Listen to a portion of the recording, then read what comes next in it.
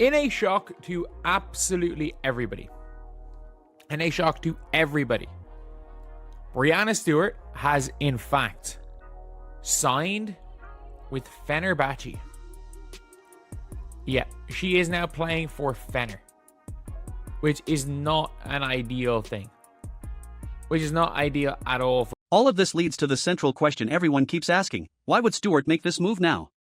After all, she was not only a participant in Unrivaled, she helped build it from the ground up alongside fellow star Nafisa Collier. Their shared mission was clear from day one. They wanted to create a sustainable domestic option where elite players could compete, earn significant income, and still have enough recovery time before the next WNBA season. That vision attracted investors, sponsors, and a wave of player interest. The league quickly secured major visibility, including a broadcast arrangement with TNT, and games scheduled at venues such as Barclays Center. Those are not small achievements. They signal legitimacy, financial backing, and serious intent. In other words, Unrivaled is not a struggling experiment. It is a functioning league with real infrastructure. That is why Stewart's decision carries so much weight. When a founder participates in something she created and then still chooses an overseas contract, observers naturally look for deeper meaning. It could indicate that international salaries remain significantly higher. It could suggest that the competitive environment abroad offers something unique. Or it could simply be a personal career choice unrelated to league finances. But regardless of the reason, perception matters. Athletes are not just players, they are symbols. Their decisions influence narratives, sponsorships, and fan confidence. When a prominent figure associated with a reform movement takes an unexpected step, people interpret it as a signal. Some see it as proof that global leagues still hold financial dominance. Others view it as evidence that top players want to maximize opportunities everywhere rather than limiting themselves to one system. Whatever the true motivation, the timing makes the story even more compelling. This was not a move fans anticipated. There were no widespread rumors or leaks hinting at it. It arrived suddenly, and that surprise is precisely why it has sparked such intense discussion across the basketball world. You go to Russia. And this is a kind of crazy one. First of all, Fenerbahce have a starting lineup that would compete at the WNBA level. Not even compete, sorry. That would be competitive as in for a title. Like their starting lineup is going to be probably Julie Alamon at the 1. Stewie's there at the 4. Ileana Rupert at the 5. Gabby Williams at the 3. And Kayla McBride at the 2. Like, you have basically 3 all-stars, one of the best young bigs in the league. Another layer to this situation is the broader economic reality of professional women's basketball. Even with progress in salaries, endorsements, and media coverage, the financial gap between domestic leagues and some international clubs can still be substantial. Overseas organizations, particularly top European teams, often have access to strong sponsorship networks and government-supported sports structures. That allows them to offer contracts that can surpass what players earn at home during equivalent time frames. If that remains the case, then Stewart's decision may not be contradictory at all. It could simply be practical. Athletes have relatively short career windows, and maximizing earnings during those years is a rational choice. Supporting a domestic league's long-term vision does not necessarily require turning down every external opportunity. In fact, some might argue that global experience strengthens players' reputations, which can later benefit the leagues they return to.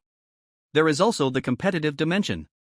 Playing against different styles, coaching philosophies, and tactical systems can sharpen a player's instincts. European basketball is often praised for its emphasis on spacing, ball movement, and strategic discipline. Competing in that environment can enhance decision-making and adaptability. For elite athletes, that challenge can be just as appealing as financial incentives. Still, perception remains powerful. Fans who embraced Unrivaled as a turning point may wonder whether its promise is as strong as they believed.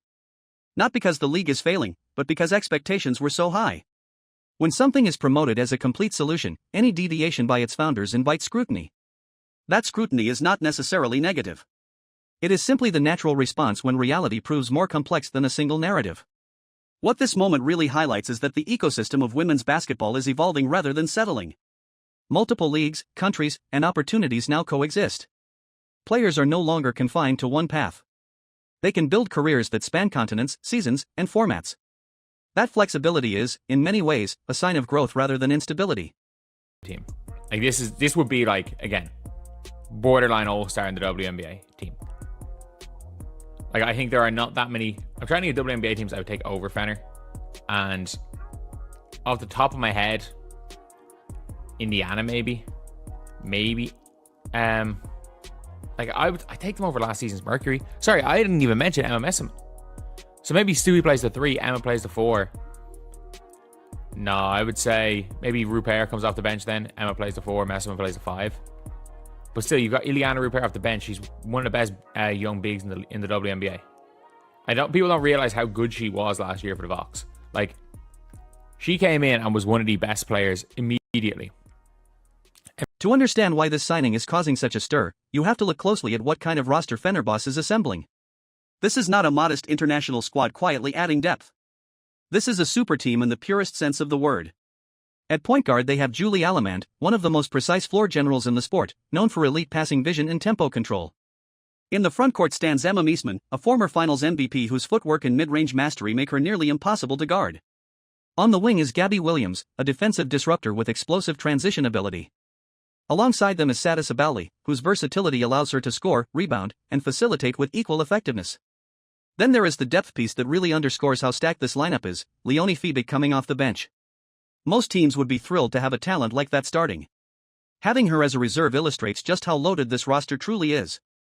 On paper, this is not merely a strong European team. It is a lineup that could realistically challenge top professional squads anywhere. Think about that for a moment. Analysts are already speculating that a roster with this level of talent, chemistry potential, and international experience could match up against elite American teams such as the Indiana Fever, the New York Liberty, or the Minnesota Lynx in a hypothetical series.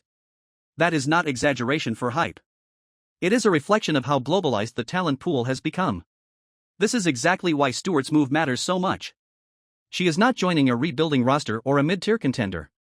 She is stepping into an environment already designed to dominate. That changes the interpretation entirely. Instead of looking like a simple offseason gig, the decision starts to resemble a strategic basketball move, one aimed at competing at the highest possible level year-round. It also highlights a broader trend. International clubs are investing heavily, building rosters that rival the best teams anywhere. They are not just offering paychecks. They are offering elite competition, passionate fanbases, and championship expectations. When you combine those factors, it becomes easier to understand why even players committed to domestic growth initiatives might still feel drawn overseas. But yeah, it is a very, very interesting situation here to see what Stewie's going to do. And again, when it comes down to it, how Fener are going to deal with, let's be real, having a legitimately like top tier WNBA team in Europe when, and to be fair, like they lost, I can't remember who they lost to, but like imagine going from, like, they started off the year with what you call it, I think they started off the year with Meg Gustafson. Is Meg Gustafson still there? I think actually. One of the most intriguing pieces of this roster puzzle is Fiebig's role, because her presence says a great deal about the team's depth and ambition. She is not simply a promising young player filling minutes. She is a rising talent who already proved she can impact games at the highest level. Before this signing, she played for the Golden State Valkyries, an expansion franchise that many analysts expected to struggle in its inaugural season. Historically, new teams take years to find rhythm, chemistry, and identity. They usually finish near the bottom of the standings while developing prospects and building cohesion. That is why what happened with her previous team surprised so many observers. Instead of stumbling through a predictable learning phase, they exceeded expectations dramatically and reached the postseason far earlier than projected. Fiebig played a major role in that success. Her perimeter shooting stretched defenses, her defensive awareness disrupted opponents, and her composure under pressure stood out for someone so early in her professional career. She did not look like a rookie trying to survive. She looked like a veteran contributing to wins. Now imagine a player with that profile coming off the bench rather than starting. That is the situation here. It illustrates how deep this European roster truly is. Teams with championship aspirations often emphasize star power, but championships are just as often decided by depth, by the 6th or 7th player who can shift momentum when starters rest. In this case, that momentum changer happens to be someone who was already proving herself as a top-tier young professional. Her move also reflects the increasing fluidity between leagues worldwide. Players today are not confined to a single system or region. They move across continents, gaining experience in different styles of play.